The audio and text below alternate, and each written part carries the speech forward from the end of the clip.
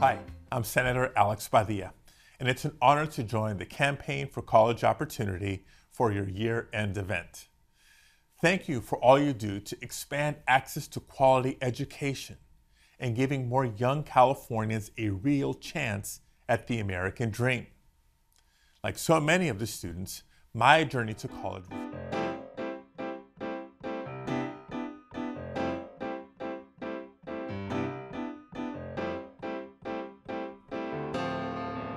Hi, I'm Senator Alex Padilla, and it's an honor to join the Campaign for College Opportunity for your year-end event.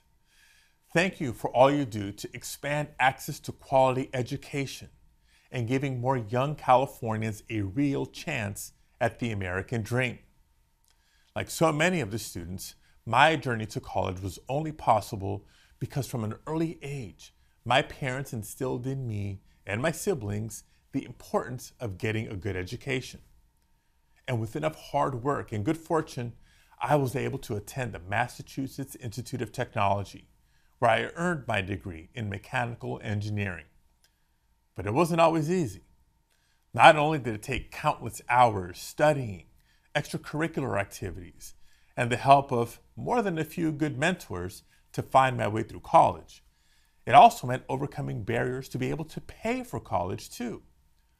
I still remember filling out financial aid forms after I was accepted and facing the brutal reality that tuition alone at MIT was a larger amount than my dad's W-2.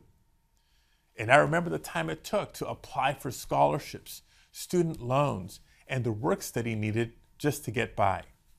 So I know how hard it can be for working families today.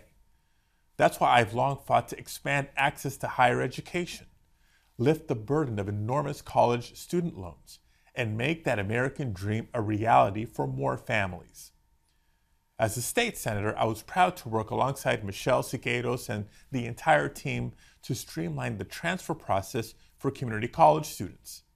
And thanks to your tireless efforts, hundreds of thousands of Californians have been able to achieve their dreams and graduate from college.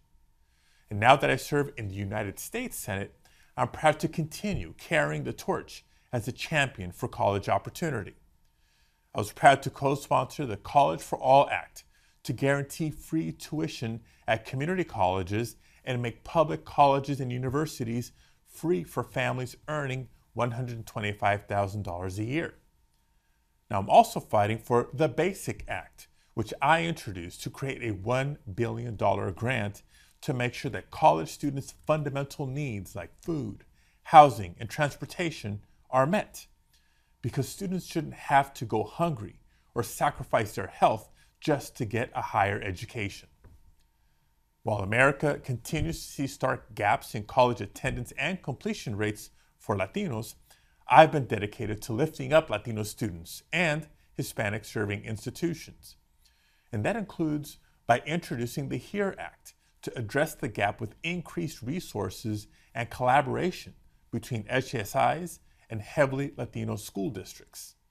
And finally, I remain committed to supporting President Biden's plan to forgive up to $20,000 for eligible student loan borrowers so that a generation of students will be able to start their careers and build a life without the weight of debt holding them back.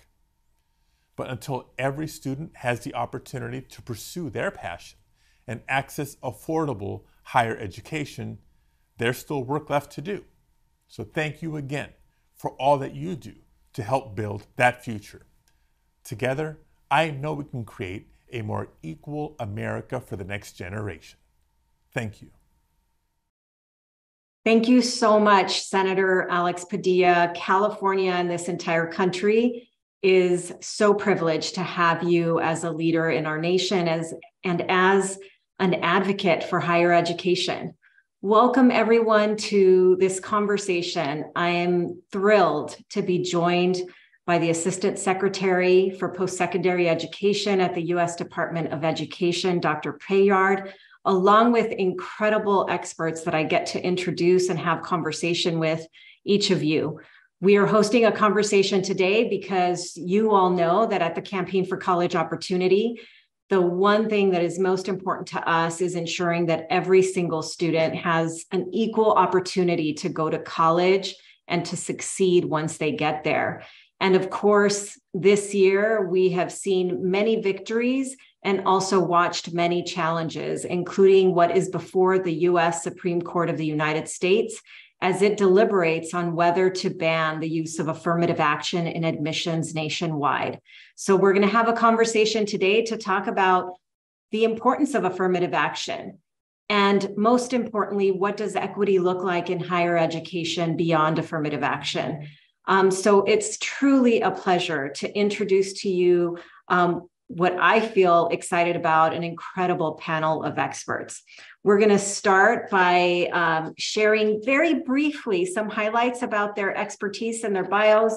And you should just know that each one of these individuals has a stellar and long record. I'm not going to cover all of it because we want to get right into the conversation.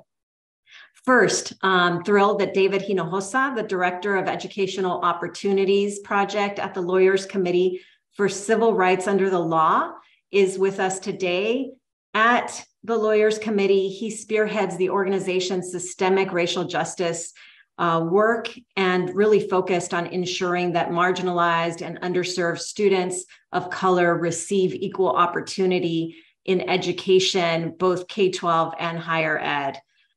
David, as many of you know, was one of the legal brilliant minds in our nation that presented oral arguments before the U.S. Supreme Court in the University of North Carolina at Chapel Hill case as they deliberated on affirmative action. I'm also joined today by Michaele Turnage. She serves as senior counsel at the NAACP Legal Defense and Educational Fund, where she litigates education cases. She's got also an extensive career advocating for students in cases of school desegregation and basic needs amid the pandemic. Michaele also represents 25 Harvard student and alumni organizations as amici curiae in the Students for Fair Admissions versus Harvard case before the United States Supreme Court. We're also joined by Sally Chen. She's the program manager for education equity at Chinese for Affirmative Action. She works to protect the civil and political rights of Chinese Americans and to advance a multiracial democracy in the United States. She's a Harvard University graduate, and Sally was one of the student activists who testified in defense of affirmative action in the Harvard case before the U.S. Supreme Court. We're also joined by Dr. Stella Flores, an associate professor of higher education and public policy and director of research and strategy for the Education Research Center at the University of Texas at Austin. Dr. Flores's research examines the effects of state and federal policies on college access and completion, specifically for low-income and underrepresented students. She's published widely on the demographic changes in U.S. schools, on affirmative action in higher education, and on minority-serving institutions. And last, but definitely not least, Thomas Saenz, President and General Counsel of the Mexican American Legal Defense and Educational Fund, where he leads the nation's largest Latino civil rights organization, pursuing litigation, policy advocacy, and community education to promote the civil rights of Latinos in the U.S. Thomas has also given oral arguments before the U.S. Supreme Court in cases to protect immigrant rights. And as you know, he's a defender of education, employment, and voting rights equity in our nation. He's also a board member of the Campaign for College Opportunity. So welcome to each and every one of you. Thank you for joining us today in this conversation. And I'm going to kick it off with the very first question. Tell us why attention to racial equity in college access and success matters. And Dr. Flores, we're going to start with you. Sure. Well, it's a critical question, but I would start with saying there are major costs and major benefits to having racial inequality, and then major benefits for having racial equity. Citibank estimated that about $16 billion could have been generated had there been less racial discrimination in jobs and other employment areas. And that was just looking at the Black-white gap. If we were to consider the Latino gap, it would be much bigger, and the Asian gap as well. But there are very big benefits to racial equity. More college degrees, especially, mean higher wages, disruption to intergenerational poverty, and more than that, it's just an overall community gain. So it's beyond the individual gain. Racial equity means economic development for the whole nation. Thank you, Stella. Michele, why don't you tell us why you think racial equity in college access and success matters? So I think that Stella said it really well. It matters to the future of our multiracial democracy that each student have an equal opportunity to pursue a higher education and a fair chance at putting together the credentials that they would need to have a competitive application to college. In addition to that, we heard from many friends of the court in the Harvard and UNC cases about why it's important to have equal opportunity in higher education. So we heard from military leaders, we heard from 82 different corporations, we heard from the US government, we heard from Southern governors, so many different entities. In fact, I think there were amicus briefs filed on behalf of about 2,300 different entities in support of race-conscious admissions and touting the importance of equal opportunity in higher education. We heard from the Solicitor General at oral argument that it's a military imperative, it's an economic imperative, it's really just imperative to our success as a multiracial democracy for so many different reasons. Sally, you spoke to this specifically as you testified in support of affirmative action. What do you think? Absolutely. I would say that, to name it directly, I would address the realities of systemic racism, including in our education system, that ultimately there are complex and diverse stories within, for myself, Asian American communities that need to be told and that ultimately can't be separated from the impacts of racism in this country. And we see these experiences that cross-cut across all BIPOC communities. And I really do appreciate Michele Turnage-Young's contribution to this as well, how public education is the foundation for our democracy. And we have to pay attention to inequities in college access and success if we actually want to make good on the promise of a full participatory democracy that includes every single person, their perspectives, their unique contributions at the decision-making table. Tom, you're up next. Well, I would echo what has been said with a little more illustration, and that is to first say that racial equity in higher education is essential to the future of our country. To give one example of that, and to just correct a slight error in describing my organization, MALDEF is not the largest Latino civil rights organization in the country, but one thing that is undisputably large is the size of the Latino student population. Today, greater than 1 in 4 of all public school students from kindergarten through 12th grade is Latino. Now, those are young people who are going to be expected to contribute to our economy, to our leadership, and essential to those contributions are equity in higher education. So if we don't address these issues with the growth of not just the Latino, but Black, Asian American, Native American populations, we are going to end up with major problems in the future. And the other thing that I will say is that 70 years ago, or nearly 70 years ago, when Brown versus Board of Education was decided, public K-12 education was perhaps the most important institution in the country. But in the ensuing 68 years, we know that higher education has become more and more essential in our country. So that today, given how important it is, equity in higher education is probably the clearest bellwether of whether our country is meeting up to its stated constitutional principles. Thank you, Tom. David? I could say ditto and we would be done. I think everybody has shared, so much about it, but it is, to echo everyone about it being foundational for a true democracy and good citizenship. We've heard the court say this. We've heard people in different positions and presidents and the like say this, but we still live in a very imperfect world. Our 14th Amendment, the Equal Protection Clause of the US Constitution, was intended to eradicate discrimination against Black people and other people of color. And over the years, it has operated unfavorably and not, to the spirit of our Constitution. It was Justice O'Connor who had said during the Grutter opinion, which was one of the Michigan higher ed cases decided in 2003, that effective participation by members of all racial and ethnic groups in the civic life of our nation is essential if the dream of one nation, indivisible, is to be realized. That rings so true today, and especially in light of the 21st century world that we live in, where prosperity often falls on how high of an education you can get. And beyond that, it's just the right thing to do. Ensuring access and opportunity to higher education for people of all walks of life resonates with what our ideal of a true democracy should look like and should be.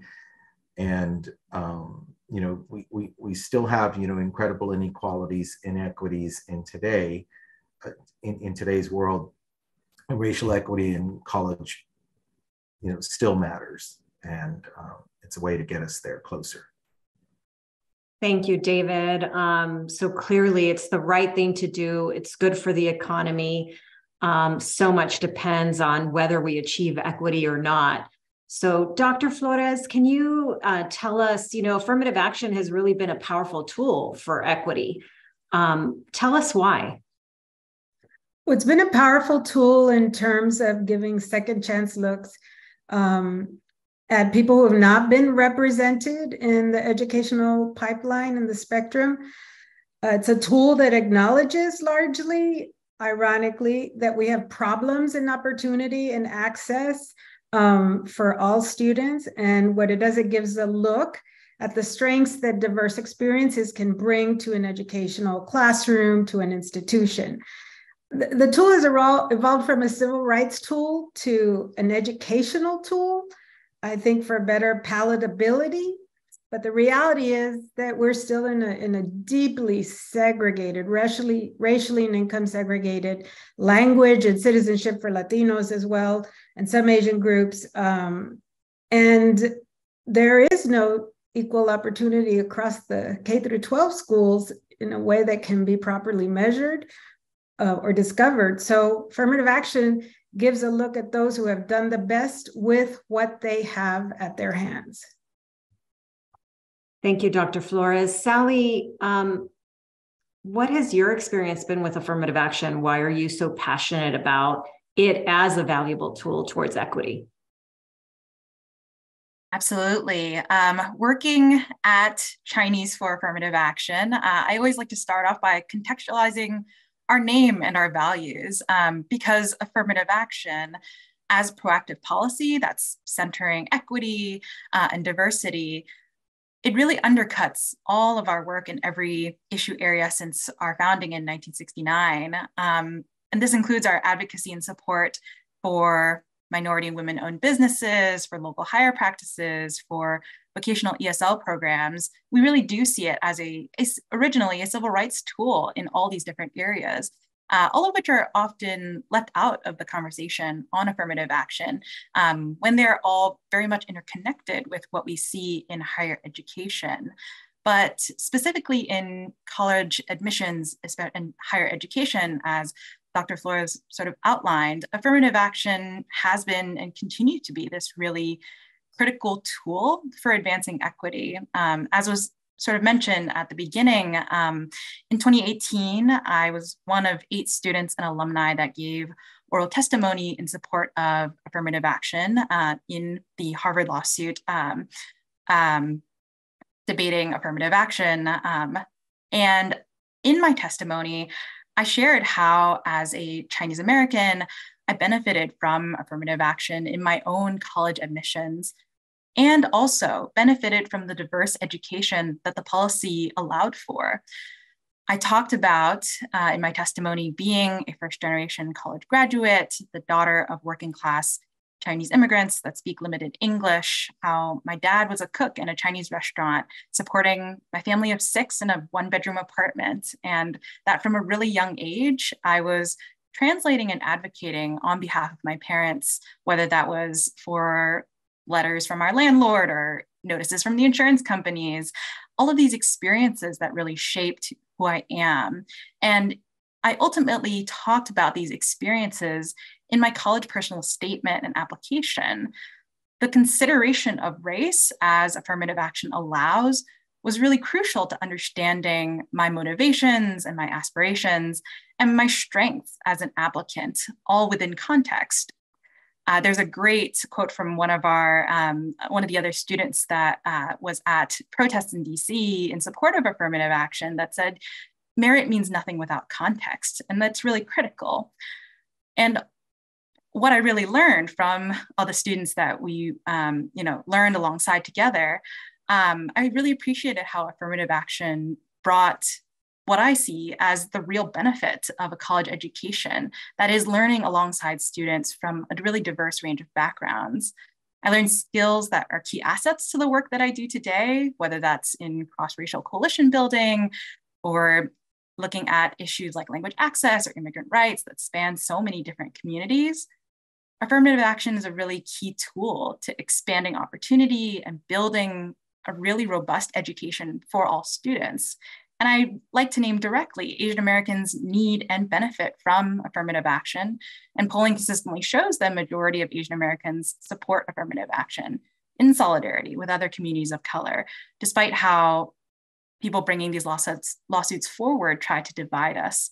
It is a really key tool. And I really like to highlight how personally and professionally it has been and continues to be so important. Thank you, Sally. Tom, as you know, California voters passed Prop 209 in 1996. Ironically, I was a graduate student at UCLA during that time on an affirmative action fellowship. How did Prop 209, how has Prop 209 impacted college access and representation, especially when it comes to Black, Latinx, and API students?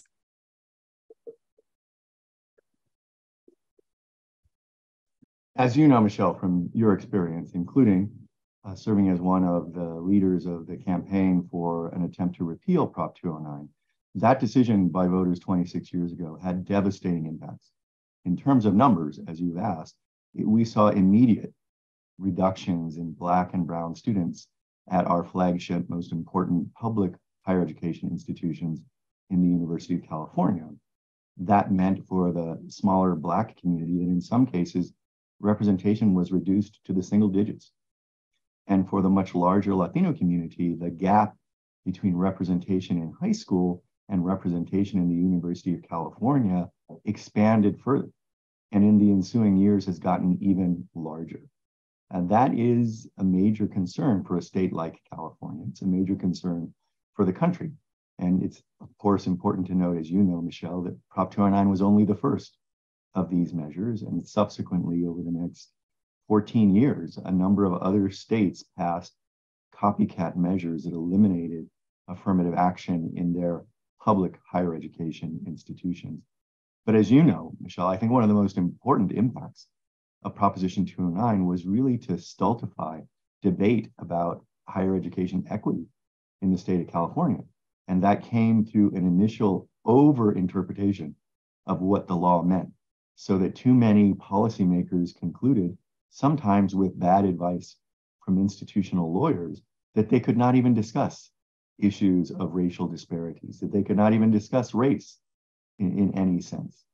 Beyond that, many tried to assert that Prop 209 not only eliminated consideration of race and gender in admissions, but also should eliminate ethnic studies programs, centers that focus on minority communities, and all of that is absolutely false. But we spent too many years mired in debate that was largely about over-interpreting the reach of Proposition 209, and that really put us behind, such that the state of California, which should have been leading in rooting out some of the most problematic, discriminatory in effects criteria used in admission, was put way behind. And only recently, including through the work, as you know, Michelle, of the campaign, have we begun to see a loosening up of some of the most problematic criteria, including elimination of considering standardized test scores. But it goes well beyond that. And all of that debate was really delayed inordinately because of Proposition 209 and how it was over-interpreted by those who were in charge of implementing. Thank you, Tom. David, you recently argued before the U.S. Supreme Court in support of affirmative action, and as they prepare to rule on the Harvard and UNC cases before them, can you share what you believe is at stake and what arguments you presented to the Supreme Court justices, and what arguments did you hear from those opposed to affirmative action, and how are you feeling about the cases in general? Thanks, Michelle. So in a nutshell, what's at stake is whether or not universities can continue to consider race across the country in states where it's not banned or at universities where it's not banned. Race as one factor among many. Race is not being used by any of these universities and any other universities that I'm aware of, where it's the sole criteria being used for admitting students. It is a holistic process, and both UNC and Harvard, the evidence is clear that they are both using it in the way that was intended by the Supreme Court, that's supported by over 40 years of precedent. So whether or not that precedent will continue, whether or not universities will still be able to consider race as one of several factors to, especially with respect to underrepresented students of color and ensuring that they have access and opportunity at their institutions. And if it is still permitted, are there going to be other further restrictions? You know, during the Fisher case, which was the last affirmative action case to reach the US Supreme Court, they had kind of tightened the belt straps there a little bit on the discretion that universities had in deciding when they were going to consider race and how they were going to consider it. Our arguments were principally, and we represented several students of color, Black and Latinx students attending UNC at the time as interveners and subsequently graduated, who all testified in the case. We also had one of your California experts, Dr. Jaya Kumar, testify on the benefits of diversity, as well as a historian who testified about the horrid history of discrimination and exclusion at UNC. UNC was a university that was founded in 1789. It's the oldest public university that was founded to serve the children of white slave owners. That is specifically how and why that university was founded. And for nearly 200 years, all the way into the 1980s, the university, even after Brown v. Board, was still fighting to maintain, that power and privilege and access to its university. So we knew that it was important for us to raise that history of UNC. We knew it was important to raise the experiences of students of color attending a university like that, where one of our students testified how going past all these Confederate monuments and these buildings named after white supremacists, how that affects a student of color walking among what they referred to as the racist graffiti on campus. And it's something that people don't always realize until you hear it, exactly how powerful of an effect that might be. We also knew that it was important for the court to understand how so many universities have even though UNC was pushing this, we felt that it was important for the court to hear how it was important for the students attending these universities to still have their race considered, because you can't divorce race from someone's own experiences and their talents. These are incredibly talented students who have, some of them who have overcome, you know, a lot in their lives, you know, to be where they are at. And many of those experiences relate to their race. But we also knew that it was important for the court to understand how universities don't have free reign here, but they also still have room for improvement. So UNC, for example, had only just over 8% of Black students, but statewide, you know, their population is over 20%. We're not saying that they have to exactly match, but that just shows you how much more work is needed. It was a hot bench, you know, from the get-go. I've had, you know, very seasoned Supreme Court litigators talk about, wow, that was your first argument, and that was a very heated argument from the start.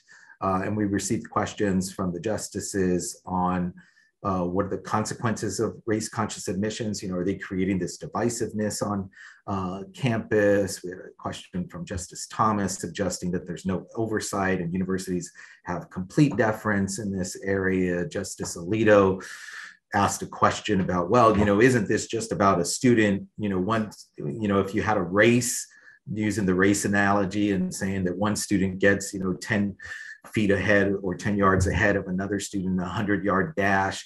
We're like, that's not the way that it works. This isn't automatic bonus points, you know, that are being provided in these holistic reviews. And there were even questions, you know, that we had about whether or not race-conscious admissions is leading to the proliferation of affinity groups, and whether or not affinity groups themselves, you know, the support of student affinity groups may violate, you know, the 14th Amendment. And I think we were, again, you know, able to help lift up the voices of the students into the argument, because that's where our, you know, special place was, plus as a civil rights organization, to remind the court about how affirmative action helps open the doors of opportunities, helps bring more integrated students together to learn from one another, that is wholly consistent with what Brown v. Board was about, because they were arguing the opposite end. And their arguments were that the 14th Amendment allows any consideration of race, that any consideration of race flies in the face of Brown v. Board and revisits or resurfaces, you know, the Plessy argument that universities can't be trusted and plan to consider race in perpetuity. And they wanted to blur the line between the cases and claims between the courts, because there was the Harvard case that was argued second. The UNC case was argued first, but there was a lot of confusion about, you know, some of the claims. They were talking about racial balancing in the UNC argument. Like, there was no racial balancing claim against UNC, but there was a racial balancing claim that did not prove fruitful. And both of these cases resulted in huge district court records finding in favor of the universities and against the plaintiffs. And my feelings very quickly about the case, I believe that we will win. Not many people give our clients a shot at this, but I do believe that the Constitution, the law, the facts are on our side, and America's proper place in a true democracy, and realizing opportunities, something that the court has recognized before, carries considerable weight. We also have, as Michelle mentioned earlier, you know, the several key stakeholders. There's over 50 amicus briefs that were filed, including many excellent ones from California. And you know, this case, the court's going to have to face the consequences. It's not afraid to face the consequences, perhaps. We know that from its abortion ruling, but this case is situated differently than the Dobbs case, you know, which outlawed, you know, at least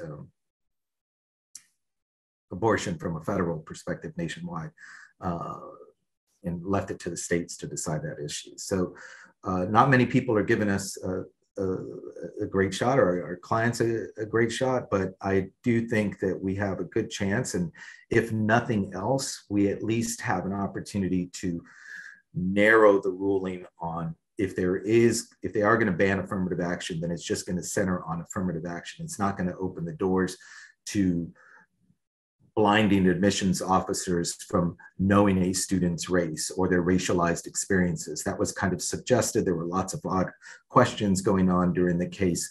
But in rereading, the record, I think there were a lot of really good concessions that the court got and heard from SFFA, Students for Fair Admissions, the plaintiffs in these cases, their counsel, especially in the UNC case. And there are two attorneys who argued the two cases actually conflict on some of those critical issues. And I think the court will, realize that and at least narrow its ruling. Michelle, if I could I want to point out that David, Michelle, and their colleagues really are doing incredible work here, because they're doing this work in a framework that has been hostile to affirmative action going back 40 years. And I think folks should recognize that. You go back to the mid-70s, even prior to the Bakke decision, and there are indications of hostility on the Supreme Court to the use of race-based affirmative action. And if you think about that, that means just as the civil rights movement was in the midst of achieving great victories across the board, there was already emerging a hostility to this issue. And you have appropriately framed our panel discussion today around race equity. But perhaps the biggest challenge that David, Michelle, and their colleagues faced is that that's not how the Supreme Court sees the issue. And that's because going back decades, the Supreme Court has said the only compelling government interest they will pay any attention to is diversity. And that is specifically, should universities be allowed to use race to create a diverse class so that all students, including most notably, this is a focus on white students in a diversity perspective, so that all students, white students and students of color, benefit from the diverse perspectives, backgrounds of students that they are in class with. And that limitation to diversity as the only acceptable interest is extremely difficult, when we all know in this room and beyond that this is an issue that is integrally about race equity, about equity of opportunity for students seeking admission to these schools. To give just one example of how pernicious the diversity limitation can be, when the Texas cases were before the court a number of years ago, there was an argument that even though Latino students at the University of Texas at Austin were underrepresented by half, they were about 50% or so of high school students, but only in the 20s at UT Austin. But the argument was that that didn't matter, because if you were represented in the 20s as a percentage of the class, that was enough to achieve diversity. Now, that didn't end up going anywhere, but that's just a measure of how pernicious the limitation that unfortunately David, Michelle, and the others were presented with as they sought to defend these critical programs for race equity, but in a framework that over decades has basically been stacked against us. Thank you for that, Tom. And David, certainly incredibly proud of the role that you have played in support of equity and support of affirmative action. Obviously, grateful that you were there to represent us in front of the U.S. Supreme Court. So thank you for that. And I do want to go back to that point that you've raised, Tom. But first, I'd like to ask, Michelle, for her impressions, like what really stood out about oral arguments for you? What stood out in terms of some of the justices' questions and comments? And what are your thoughts about how they might vote? And kind of going back to Tom's point around this value of diversity that has been sort of sustained, right, by the previous Supreme Court decisions, sort of acknowledging that a university does have an interest in diverse classes of students. What do you think might be the impact, or what will the court be saying about that value if it doesn't support the continued use of affirmative action. Thanks, Michelle. And thank you so much to the college campaign for having me. So I'm so glad that Tom kind of brought it back to, well, when we're talking about the legal question, we're working within the legal confines, and that is, the established precedent. And as Tom mentioned, the only rationale that has been put forth, that has been accepted for justifying the consideration of race as one of many factors in admissions, is the pursuit of the educational benefits of diversity. And so these cases were really about, are these universities complying with existing law, but also should the Supreme Court declare a different interpretation of the law? Should they change the law? Should it be that race cannot be considered at all? And so just to set some context, the petitioner in this case argued that the 14th Amendment of the U.S. Constitution, that Brown v. Board of Education, that both of those things were fundamentally inconsistent with the consideration of race as one of many factors in admissions. They essentially argued that any consideration by the university of any indicia of race whatsoever should be barred. In their complaints, they requested that college admissions officers be banned from considering race at all, be banned from knowing the race of any applicant, which, as you know, can have many impacts. So interestingly, during oral argument, we heard from both the oralists and the Solicitor General that it continues to be of the utmost importance that the pathways to leadership in our country be visibly open to people from all corners of our society. But we also heard Justice Kagan and Justice Sotomayor echoing those concerns and pointing out that racial disparities in K-12 educational opportunities make it impossible for Black students and other students to have a fair opportunity to compete for college admission. You heard Justice Sotomayor, for example, pointing out really early on that race is actually correlated with educational opportunity, or a lack thereof in some cases, and shouldn't colleges be able to take that into account? We also heard the justices have some skepticism about the petitioner's argument that the 14th Amendment and Brown v. Board of Education stand for this principle of colorblindness, which, according to the petitioners, is something that would ban any government use whatsoever of racial classifications.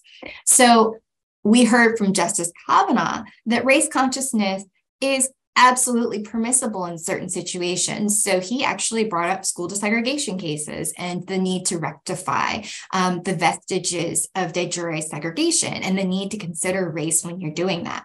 Likewise, Justice Barrett pointed out that the Supreme Court's precedents don't establish that it's always legal to take race conscious measures. In fact, it's really to the contrary. So neither Justice Kavanaugh nor Justice Barrett nor Sotomayor, Kagan, Jackson seem to be persuaded by the petitioner's argument that the Constitution would outlaw any consideration of any indicia of race. So that actually gives us some reason to perhaps be hopeful. The justices also display concern with the practical implications of what the petitioner is requesting. So the petitioner is asking that admissions officers not be allowed to consider any indicia of race, right? Could be your last name. It could be your zip code. For our Native American clients, they pointed out that could be your address on a reservation, or if you talk about being a res kid in your personal statement. It could be your community service endeavors. It could be your leadership endeavors. It could come out in your recommendation letters. So there's so many different indicia. And the justices actually displayed a lot of concern with the practical implications of their request that the consideration of all of these things be banned. So Justice Barrett actually wondered about down the line effects. She said, would affinity groups, which she actually acknowledged combat racial isolation, would those be jeopardized?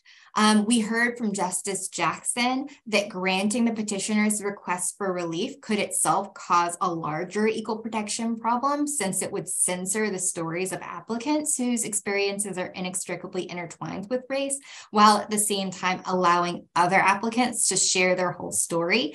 She had this example of 2 applicants whose families had been in North Carolina for generations, and one family members had always gone to UNC and the other family members had never been permitted to go to UNC. One applicant is white, one applicant is Black, and under the regime that the petitioner is asking for, only one applicant would be basically censored from telling their story. It's the Black applicant. Justice Jackson asked counsel for UNC whether such an outcome would disadvantage applicants for whom race is salient, and counsel for UNC Ryan Park agreed on the record. We also heard a lot of questioning about when race-conscious admissions can end, when universities can reap the educational benefits of diversity without considering race as one of many, many factors in admissions. We also heard many questions about how the court can determine whether a school is yielding sufficient educational benefits of diversity. And, like David said, we did hear a lot of questioning from Justices Kagan, Sotomayor, Jackson about whether race is ever actually the sole consideration, right? The records in both of these cases show that race is considered, it's just one of more than 100 factors in the Harvard case. It's one of more than 40, I think about 40 factors in the UNC case. It's not as though race is the sole consideration. And we heard a lot of questioning drilling down on that. And we also heard the petitioner's oralists.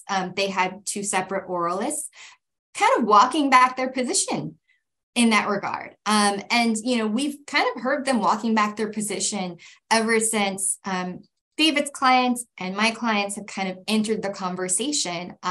They've essentially conceded at points that applicants should indeed be allowed to discuss their experiences with overcoming racial discrimination in their personal statements.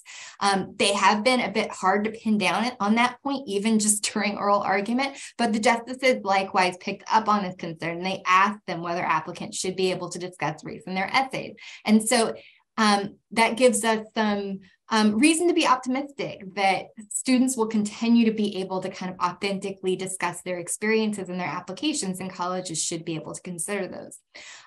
We also heard a line of questioning about legacy admissions, whether getting rid of legacy admissions would enable a college to yield the educational benefits of diversity without considering race in admissions. And if legacy admissions, if getting rid of that would solve the problem, shouldn't colleges be forced to do so before considering race in admissions? I think the really important thing to note here is that the record in each of these cases shows that getting rid of legacy admissions is not a replacement for race-conscious admissions. For example, in the Harvard case, even if you were to ban legacy admissions, if you got rid of race-conscious admissions, you would still see this 30% drop in the share of Black students admitted. But overall, there were, reasons to be hopeful that this is not going to be as catastrophic a decision as some observers have worried about. We definitely, and I'm saying this just individually, not as a representative of LDF, but I think that from the questioning, we kind of heard that, perhaps Justices Kagan, Sotomayor, and Kagan seem to be supportive of the need for race-conscious admissions. Justices Alito, Thomas, Gorsuch, and Roberts, on the other hand, we heard a lot of skepticism of both the value of diversity as well as just the legality of the consideration of race in admissions. Justices Barrett and Kavanaugh seem to be, have some concerns about the practicalities, but at the same time, they did not seem persuaded by the petitioner's argument that no consideration of race should be allowed whatsoever. We even heard from Justice Roberts at one point, he said to the Solicitor General, "I hear you." He didn't say it in these words, but he essentially was acknowledging her argument that it's a military imperative for there to be race-conscious admissions because national security really does depend on having a cohesive military. And when they got rid of race-conscious admissions before, there were difficulties within the military. And just as Robert kind of said, do you want to cast your lot with Harvard and UNC? And kind of suggested that there actually might be some exception for the armed forces. And of course, the Solicitor General pointed out that only 20% of our service officers are coming out of service academies, that the rest of those officers are actually coming from ROTCs and other programs broadly distributed across the universities across the country. So we're not just talking about service academies. I don't know if you can have a carve out for the military without kind of having the same regime for all of the colleges and universities. So it's interesting, but it did seem like we might get something less than the catastrophic scenario that many observers have been predicting, because you heard justices kind of asking questions that sound like they were looking for a middle ground. Michelle, thank you so much for your leadership on this and for really educating us on the nuances, right, that happened. And certainly having listened to the Solicitor General in her arguments, found her to be quite compelling as well. So I really appreciated that you shared some of those specific examples and are giving us some hope for what may come down the path. We are going to talk about what are equitable practices and policies that we should pursue regardless for greater college opportunity and access for all students, especially those that have been historically excluded from higher education. But first, I really want to thank the panel for this part of the conversation and ask all of the participants, if you have questions, we're going to come to Q&A in a few minutes. Before we do that, it's really my honor to introduce Dr. Paydar, who is the Assistant Secretary for Postsecondary Education at the U.S. Department of Education. And Dr. Paydar has incredible experience, has served as chancellor of several universities, so directly understands the importance of higher education as a proposition for our state. Dr. Paydar, welcome, and thank you for joining us today from DC. Thank you, Michelle. Thank you for including me in this program. And I want to take the opportunity to thank all the members of the panel for their conversation and for what they're doing. Thank you. It's really inspiring to listen to the panel in the last few minutes here. Really enjoyed that conversation. Now, if I'm not mistaken, the first question you asked, Michelle, was the importance of college education. So if you take a look at the last recession, the Great Recession we had around 2009, look at 2 years prior and 2 years after. By the way, Michelle, I'm an engineer. I love to use charts. I wish I had it here or Blackboard here, but let me show some of these charts now, verbally define them. But if you look at unemployment before the recession of 2009 and unemployment after 2009, and if you look at by degree programs, people with baccalaureate degrees, of course, we lost a lot of jobs. But 2 years later, not only we recovered those, but there were more jobs in that area. People with associate degrees went down, lost jobs, and then 2 years later, they were where they were. We recovered the same number of jobs. People with high school diploma lost millions of jobs, and they never recovered. We never got back those jobs. So this is why it is important. I think Tom was talking about 67 years ago, maybe higher education was luxury, but now it's a necessity. Now, let's see how we are doing in that area. So if you take a look at, again, another chart in my mind, and let me try to describe it. If you look at people by the age of 24 that have a baccalaureate degree and divided by wealth of the family they've been born. So if you look at the top quartile, people that are born to wealth, top quartile, about 60 years ago, 40% of them had baccalaureate degrees. Now they have 60%. So 40%, 60%, they're in top quartile. 6 out of 10 gets that baccalaureate degrees. If you look at the bottom quartile, we were at 6% 60 years ago. 6% of people in the bottom quartile had a baccalaureate degrees. Today, 14%. 14% of people that are born to the wealth, bottom quartile, get that baccalaureate degrees. Unfortunately, we have a lot of people of color in the bottom quartile. So if higher education is important for prosperity of individuals and our country, then we have to pay attention on educating people of color, because we haven't been successful. I've been in college for 47 years, 10 years as a student, 37 years as administrators and faculty. And I can tell you that we could do better. We have to focus on that. Now, we have talked about access. Access is extremely important for people. Without access, you can't succeed. But access by itself doesn't guarantee success. 4 out of 10 students that go to college never finish. And people of color, the percentage is even worse. Now, if that's not bad enough, the pandemic affected individuals that we are trying to educate the most. So that is why we should focus and try to increase a graduation rate of students, especially students of color. We are doing a number of initiatives we have here at the department, but the Department of Education supports school communities in fulfilling the standards set by the court for lawfully achieving school diversity, reflecting not just what's legally advisable, but also what's fundamentally fair, economically advantageous, and academically beneficial for students of all ages.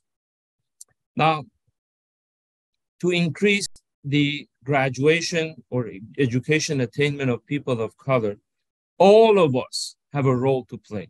States have a role to play, institutions have a role to play, and federal government has a role to play. Let me kind of go over some of these items that I think we need to improve or work on. States, 20 years ago, states were supporting higher education in the amount of $10,500 per FTE. 10,500 FTE. 20 years later, with all the expenses have gone up, lots of students, the amount is reduced to 9,300. So states need to support higher education. States need to support individuals that go to higher education, because that is what we are focused on. Need-based aid from states is important. Transfer policies are important. Supporting community colleges. I'm talking about the entire states. There are many states that are supporting community colleges, maybe at the level of near 100%, but there are others that are not. Now, institutions could play a major role here as well. Do things slightly differently. We need to use data-driven best practices. We need to increase need-based aid to students if we really want to support students. I have learned in college as administrator that even $500 does make a difference in the lives of students to make them successful. And we need to have more wraparound programs and others. But federal government has a role to play. Funding is an important one. We did request about $62 billion for degree completion to support institutions. We received $5 million. So this year we gave away $5 million for the first ever grant to support institutions for degree completion. And in about a few more weeks from now, we will have the list of the grants that we have provided. But we have in fiscal 23 budget, $110 million for degree completion. This is extremely important if you're really serious about making our students successful. Now, talking to each other is important at the universities, and convening institutions is another part that the federal government is working on. We've had what we call Raise the Bar. We brought lots of universities together just a few months ago, and we are going to be having several of these Raise the Bar events in the country to look at data, use of data for making students successful, especially students of color, to reducing the graduation gap. It's very important for us to have that dialogue. Now, we talked about many years ago. So in the 80s, Pell Grant was about $6,000 per student per year. And that was about 80% of what you needed for the college tuition. This is going back roughly 50 years ago. Today, Pell Grant is still about $6,000. Now we went up this year. I'm delighted to mention that we went up by $400.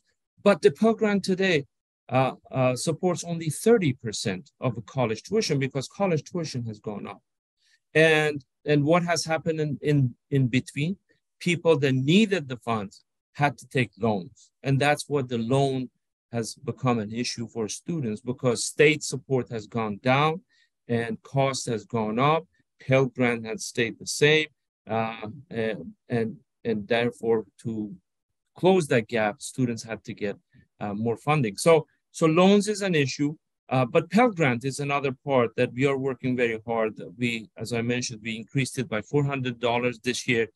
It's not enough, but that's a down payment for doubling Pell Grant, as the president has indicated by the year 2029. So we are trying to also help students, all students, especially students of color who have huge debts. By first, payment pause. President Biden has extended the student loan payment pause. And at the same time, trying to help middle-class families and people that need the funds, we have talked about and offered a debt cancellation. And as you know, the story with that is that it's now being on hold by the baseless lawsuits, and we are looking forward for discussion at the Supreme Court on that part of it. So around the world, but necessary, especially in U.S., learning to live, work, lead, and succeed among people of different backgrounds and socioeconomic perspective is one of the life's most important lessons. By working together, we will raise the bar in increasing access and success for all of our students. So thank you very much for all you are doing. Thank you for including me in this program, and thank you very much. Thank you, Dr. Paydar. Absolutely appreciate the commitment from you and this administration on equity, and absolutely support efforts to double the Pell, to cancel student loans, and to pause student loan repayments. We know that all of those things are equity-minded policies that support students who need it most. And I think all of the college leaders listening to you are definitely going to be exploring the degree completion grants that you are offering, and hopefully we can scale those in order to provide the kind of supports our institutions need. So thank you so much for joining us. We already have a lot of questions from the audience for the panelists. So I'm going to get started by asking you to hopefully, if we can think about taking them one at a time, although I suspect some of them it'll be good to hear from multiple folks. But I think one of the first questions that we got is fairly straightforward.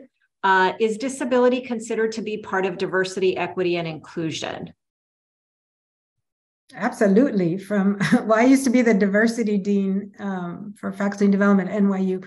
Absolutely. And we are so underdeveloped in that area. And there's a lot more to do. I think the lawyers know very well how universities have to basically redo a lot of how they present their information on websites. But beyond that, most equity studies, at least in higher ed, are not able to really capture the cumulative effect of benefits and challenges of disability. It tends to be a K through 12 phenomenon, at least even in research. And so we have so far to go on issues of disability, especially in higher education. Sally, I'm going to toss this one to you. In the Harvard case specifically, there's been a real intentional focus by the litigants that Harvard and affirmative action more broadly discriminate against Asian Americans. Can you speak to that issue? Right, absolutely. So I would say first, to remind folks, a piece that's often left out of media coverage is the really substantial review of the Harvard case at the district court level, at the appellate court level, fundamentally, there was no evidence of intentional discrimination against Asian Americans found in either case. That is in complete review, in really detailed analysis and looking at the facts that were presented in the case. So I want to highlight that first, but also to lay out some of the context for the cases, right? That through what we've talked about today, I think we've really highlighted the ways in which access to higher education is not equitable, where there are gaps, that's a fact. And that, you know, in my work at Chinese for Affirmative Action, we see the ways in which Asian Americans, particularly first generation, recent immigrants, limited English speaking, Asian Americans face barriers to higher education as well. And acknowledging that, right? And at the same time, distinguishing that ultimately the attacks on affirmative action are not about either reality or about actually addressing inequities for students, for Asian American students, and that it has very much been a front advanced by Ed Bloom and his organization as a way to build a wedge issue. Ultimately, you can really see how the ways in which his organization is funded in terms of his past experiences attacking voting rights and other fundamental civil rights, that his organization and himself are not allies to Asian American causes, and that this is very much a front for what is an attack on civil rights for all students, students of color, and Asian American students, and that there is certainly room for improvement to how we think about access to education for students of color, but that is not what is ultimately at the heart of this case. It is not a claim being brought forward in good faith. And ultimately, Asian American organizations like my own have spoken out in the ways in which we are trying to address issues of inequity, issues of discrimination, real issues on the ground, and that this case that he is bringing forward is not about joining those causes or allying to those causes. Thank you, Sally. I did find it interesting that no members of Students for Fair Admissions testified in the trial for the Harvard case, to your point, right? Despite that claim of discrimination against Asian Americans. Tom, I'd like to toss the next question to you. And, you know, part of our conversation today, we did want to highlight what are some of the good practices, right? What are some of the lessons that we've learned from California, right, which has had to deal with a ban on affirmative action in our public universities. So can you share your thoughts? And then Stella, I'd love your own thinking too about other national strategies that are more equitable in practice. So at bottom, Michelle, there is a mythology that we have a merit-based admissions at our universities across the country. And it is mythology because we do not actually have the ability to measure merit, quote unquote, successfully. So we have created tools, including standardized tests, including letters of recommendation from teachers and counselors and grade point averages and what courses you took when you were in high school. But none of these are really effective measures of merit, quote unquote. So we have at best a partially merit-based admission system. And what we need to do is to evaluate every tool that we use in such systems, every criterion, to determine if they have discriminatory effects. And if they do, if those discriminatory effects are justified. Justified would mean that they are actually scientifically demonstrated to measure success long-term in higher education and beyond. Most of the tools that we use have not been subjected to that kind of inquiry. So the most important steps that can be made, and frankly, as a matter of the law must be made, is to evaluate every criterion that we use in admissions for discriminatory effects And if significant discriminatory effects are identified, determining whether that's a criterion that is essential, necessary to the endeavor of choosing among applicants to a university. Bottom line, in my view, too many of the criteria that we use are based on subjective decisions by teachers, by counselors, by principals. These include who gets access to the highest level courses. These include who gets access to the most prestigious extracurricular activities. These include who gets the strongest letters of recommendation. All of these are grounded in subjective decision making. And if there is one thing I think that the country as a whole has begun to absorb in the incredible aftermath, continuing effects of the Black Lives Matter movement, is that subjective decision-making, wherever it is infected by subconscious bias. And in the educational endeavor, those biases play out against the communities of color that show the greatest gaps, the greatest equity gaps in access to higher education.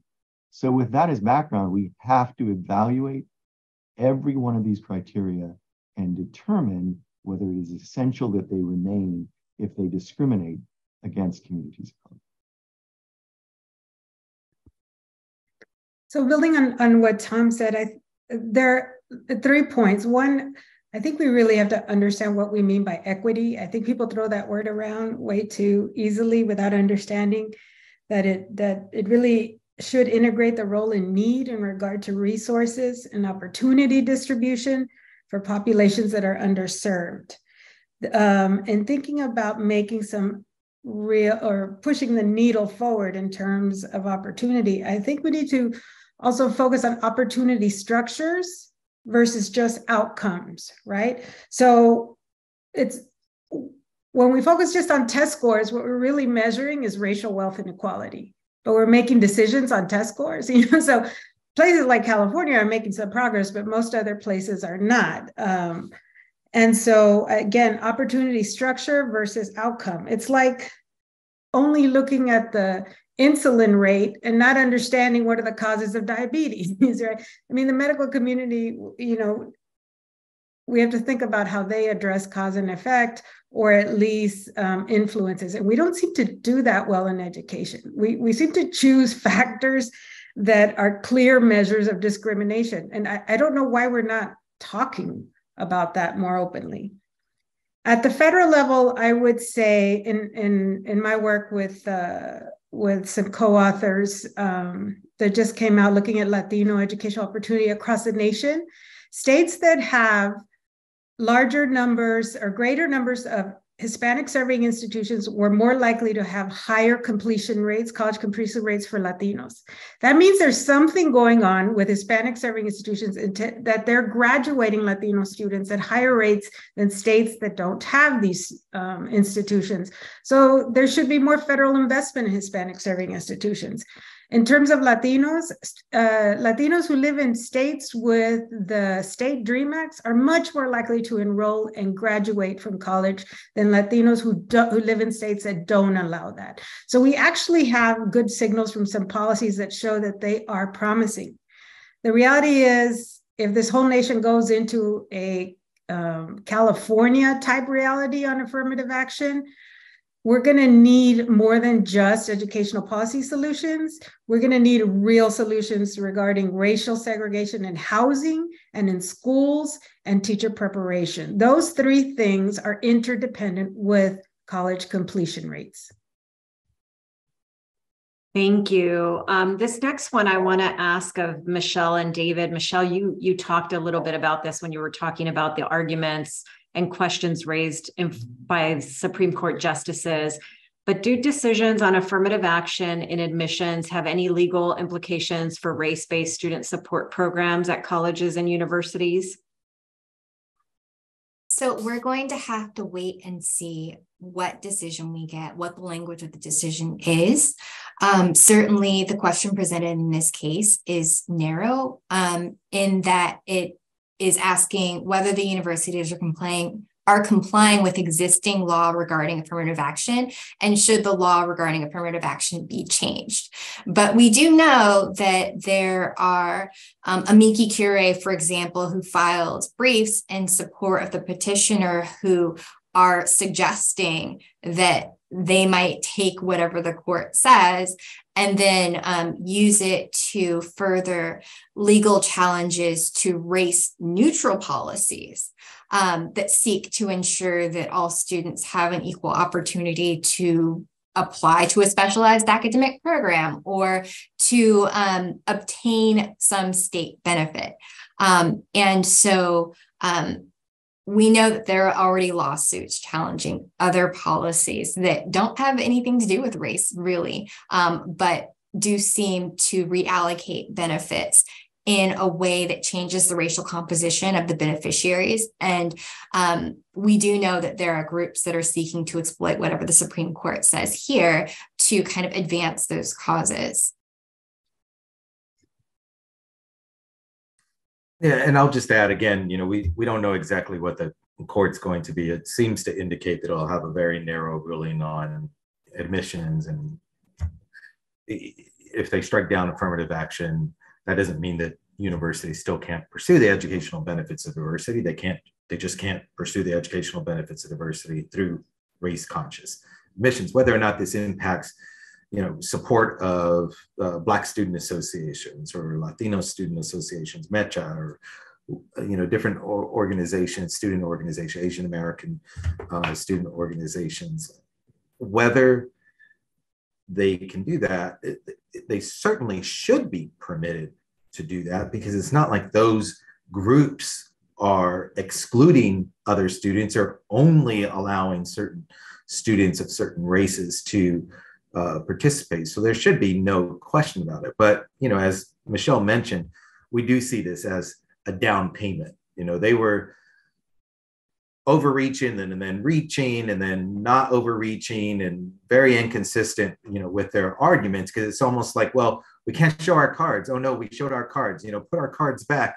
And then we showed our cards again. And, but their amici, are lying in wake, for a decision that will allow them to challenge anything. I mean, they even mentioned in their reply brief, SFFA did, about questions around diversity, equity, and inclusion programs, programs that are intended to help reduce bias and prejudice, that somehow those, would be susceptible to attacks. And we already see, what's going on, across the nation with many states, considering these anti-diversity and inclusion programs. But, they want to suggest that any affirmative efforts to reduce bias and prejudice are somehow discriminatory because they make, certain white people uncomfortable, and that somehow is discriminatory under the 14th Amendment. But again, I think that those are far-fetched lawsuits, but, we'll have to wait and see. Yeah, and there are a few questions coming in around the implications, which I think, Michelle, you put it best. We don't know yet the implications, but I do love that both of you, Michelle and David, have talked about what could be, similar to what happened in California, over interpretation, right, around what can be done. And so I think part of our engagement in this conversation at the Campaign for College Opportunity is, how do we ensure, as Tom often puts it, and I've heard others of you say, that we don't have a chilling response, right, to any decision, right? How do we make sure that we can still be proactive? Tom, do you want to say something about that? Absolutely. We have to guard against these kinds of overinterpretations, because, as David said, this is the agenda. Whether they revealed it today or yesterday or tomorrow, the agenda is broader than simply taking race out of admissions decisions. It's really about trying to eliminate all of the things that are done successfully to promote racial equity in higher education.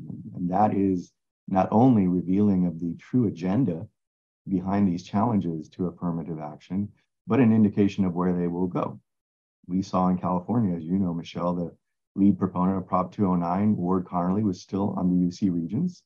And he sought to attack programs that were open to all students, but that focused on specific groups in order to promote equity and inclusion in higher education.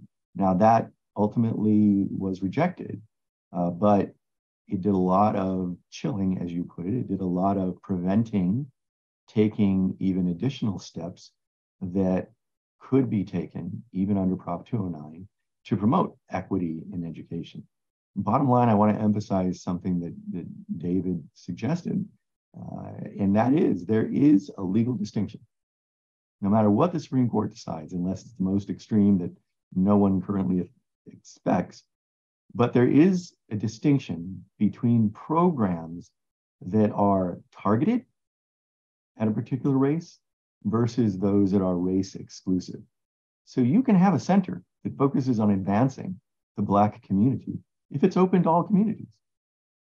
You can have a ethnic studies program that focuses on particular subsets of the population if, as is the case everywhere, those courses are open to all students regardless of race. So I think everybody's initial reaction has to be that anything that is open to all, whether or not it targets the needs of particular groups, is legitimate and should continue.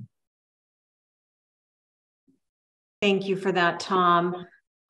We are going to go to this closing question because each of you certainly have given me hope in many ways throughout this conversation.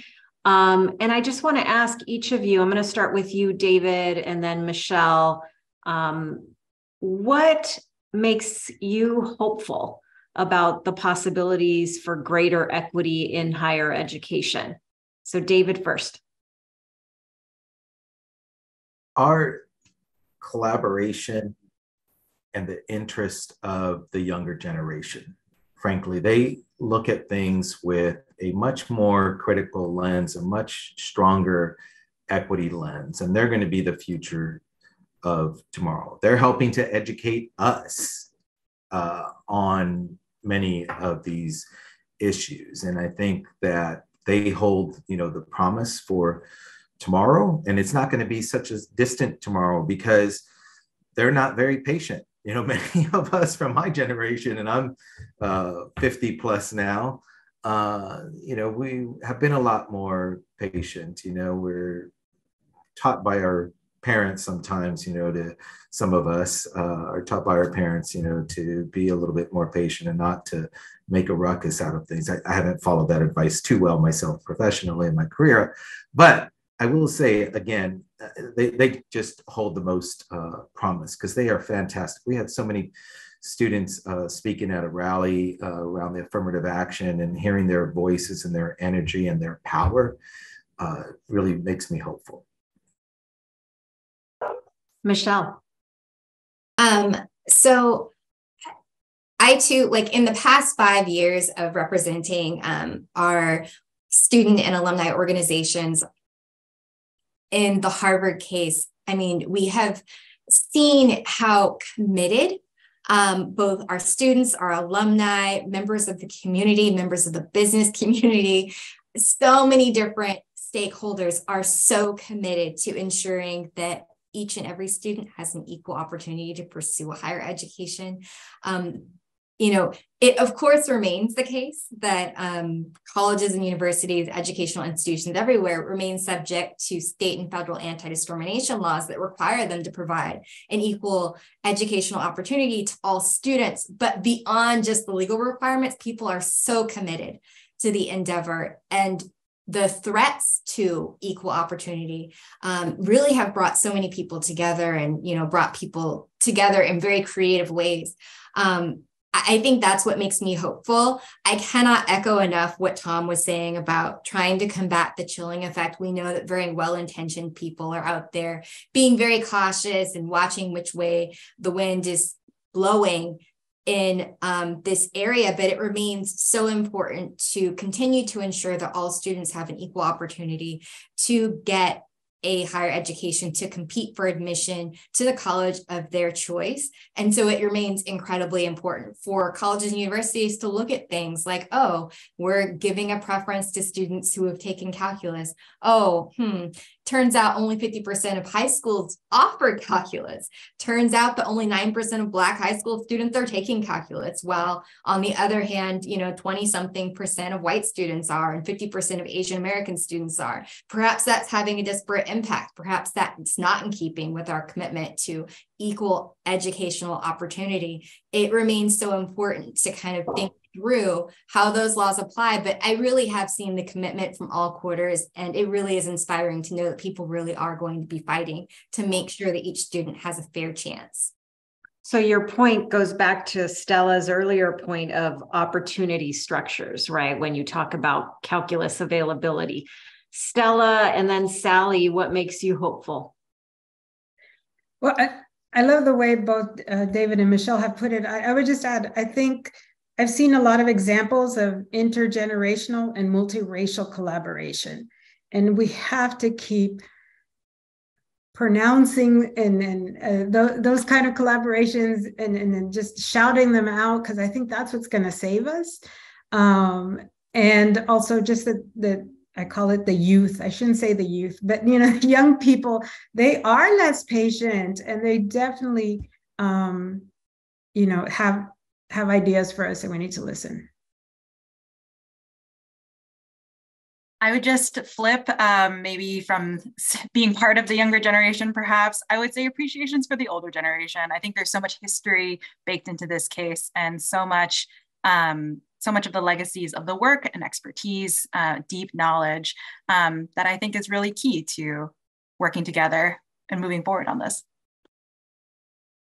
Tom, from one of our older generation warrior fighters, what makes you hopeful? Wow. I'm just going to echo what Sally said. What gives me hope is younger generations, and not just because they're multiracial, not just because they question more and question basic structures, all of which is very valuable, but because they stand on the shoulders of so many generations before. I stand on the shoulders of the people who came before me. And if you're building up a pyramid, as you get more and more shoulders that you're standing on, you get higher and higher and ultimately achieve what we need to. So it is the younger generations building on the older generations that give me hope. Well, one of the blessings of doing this remotely is that from Washington, D.C. to South Texas to Northern California to Southern California and the South, we've covered the nation with each of you. I'm truly honored, Stella, David, Michelle, Tom, and Sally, that you joined us for this conversation. And now I have the privilege of turning it over to Dr. Estela Ben-Simon, the chair of the board of the Campaign for College Opportunity, and someone who nationwide has really forced the conversation around changing opportunity structures in our community colleges and our universities by pushing the very revolutionary back then equity scorecard and really advancing reforms in support of students. Dr. Ben-Simon, thank you for helping to close this out. Thank you, Michelle. And I do want to congratulate and acknowledge this wonderful panel of 5 brilliant legal scholars, legal fighters, and academics. One of the things that I kept thinking about throughout this discussion, and there are many things I could mention, but it's, higher education is a highly stratified system. Not all institutions of higher education are the same. And the fact is that affirmative action has been the pathway, the passport to the institutions that produce our leaders, our public elected officials, our legal scholars, our lawyers, our doctors. And so what I kept thinking about was, if affirmative action is eliminated, then we will be missing out on the talent of Michelle, of Stella, of David, of Sally, and of Tom. That's what we will be missing. And in many ways, it's not only economic suicide, but it is also undermining the possibilities for this nation. And I wish that everyone who thinks affirmative action is not a good thing could have heard this panel, because it really enlightened us as to all of the reasons why we need to have affirmative action. And at the very last thing I want to say is I was really struck by the fact that Harvard used that race was 1 out of 100 factors that are used for admissions. And the University of North Carolina, it's 1 of 40 factors. Well, I believe that all of those other factors are racialized and that they're likely to ooze with whiteness. And then that's the next step. We need to uncover that. So with that, because I know we have run out of time, I do want to thank everyone in the panel again. I have learned so much from you, and I'm sure that the audience also has learned from you. Thank you.